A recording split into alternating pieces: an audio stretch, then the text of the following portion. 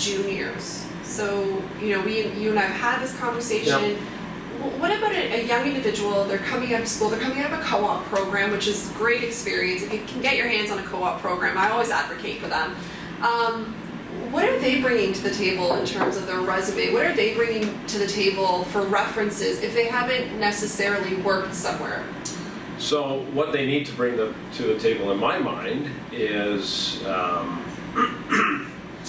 accuracy and punctuation and grammar is extremely important to me as far as a resume. It very quickly, if you've got grammatical errors or punctuation errors on a resume, it tells me very quickly how much time and effort you're putting into finding a job.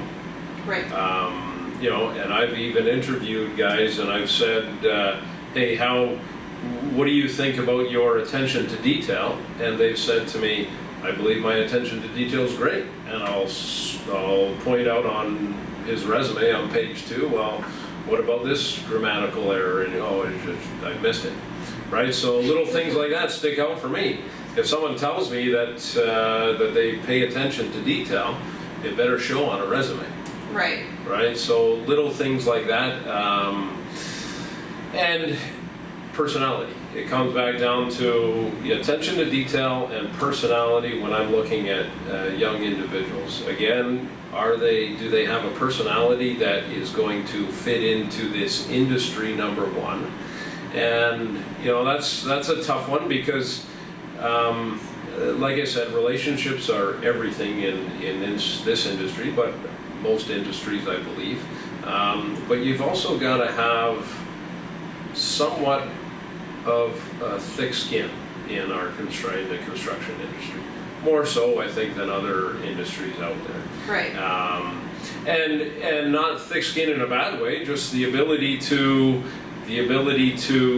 fit in with a whole pile of different personalities, and the ability to fit in with those personalities and eventually be able to manage all of those different personalities. And you need to be calm. You need to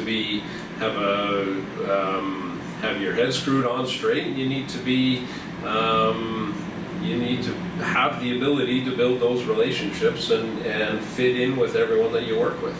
How are you asking those questions in an interview? So what would be the question to this young individual that you can draw out their personality or their ability to deal with these personalities? Well, again, so face-to-face interviews are the best.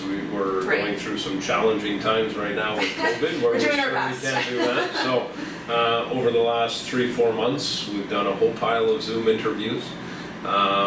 Again, that comes down to presentation. Have they done the little things like comb their hair and put on a half-decent shirt? Right. Right? Or are they, how are they presenting themselves? But how easy are they to talk to? And, so I go back again to, okay, tell me about yourself. Tell me about, not so much about what you've done in your career, because I can see all that on your resume already. Tell me about your family. Tell me about your friends. Tell me about what you do on the weekends. Okay, Of course, yeah. Yeah, because in my mind, that's the only way that I can really get to know someone as quick as possible with the 1 hour window that we have to have this conversation. So, and most people are fairly open to, I think it breaks the ice a little bit. Right. Where I would think that most people are a little bit nervous about having an interview. And, I want to try and comfort them a little bit, and I think by comforting them and making them feel that way, they're going to open up a bit more and have a bit, you're going to enable better conversation that way. Right.